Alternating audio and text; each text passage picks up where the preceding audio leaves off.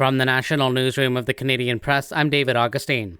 Canadian health officials are monitoring 10 people linked to a hantavirus outbreak aboard a polar expedition cruise ship. 3 additional Canadians are now isolating after possible exposure during an international flight, with 2 in Alberta and 1 in Ontario. Officials say none of the Canadians being monitored have developed symptoms, and the public risk remains low.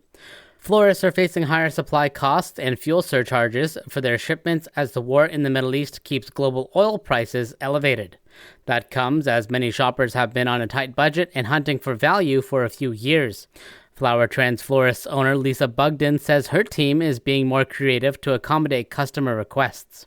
Our goal is always to work with our customers and work within their budget to give them something lovely.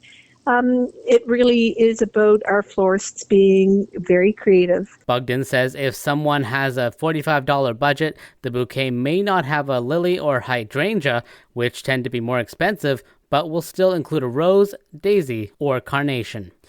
The federal government is giving Canada Post up to $673 million to help keep the Crown Corporation running this year. Canada Post posted more than $1.5 billion in expenses before tax in 2025. Experts say the Postal Service will likely need even more funding before the fiscal year ends. Canada Post says reforms could include community mailboxes and possible post office closures. Danielle Smith says Alberta and Ottawa are trying to avoid deeper political divisions as separatist frustration grows in her province. The Alberta Premier says she and Prime Minister Mark Carney both recognize the risks of ignoring public anger.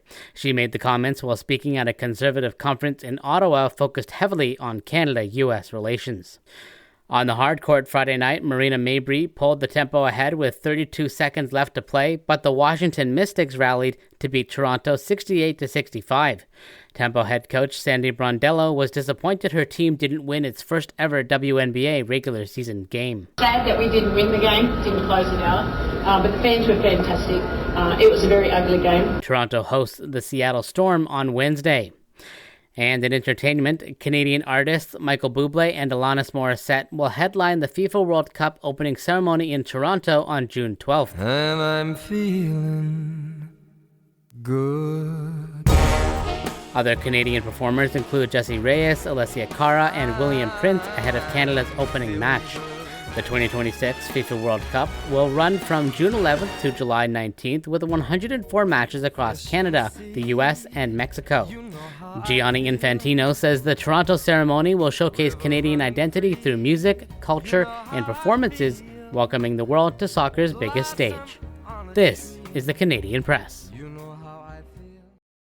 In sports, Mitch Marner had 3 goals and an assist in his first career playoff hat-trick, and the Vegas Golden Knights routed the Anaheim Ducks 6-2 to take a 2-1 lead in their second-round series. Defender Sidney Morin scored 2 goals in the third period. Kelly Panic added an empty netter with 1:07 left, and the Minnesota Frost took down the Montreal Victoire 3-1 to force a winner-take-all Game 5 in the PWHL playoffs. And Alex Newhook scored twice as the Canadians topped the Buffalo Sabres 5-1 to even their second-round playoff series at 1 apiece.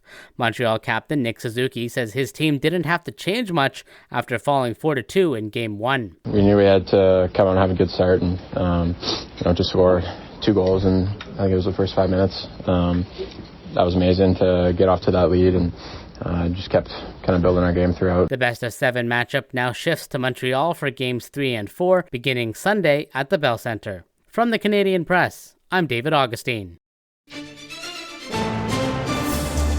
Thanks for listening. Don't forget to follow and subscribe. For more of today's top stories, visit thecanadianpressnews.ca.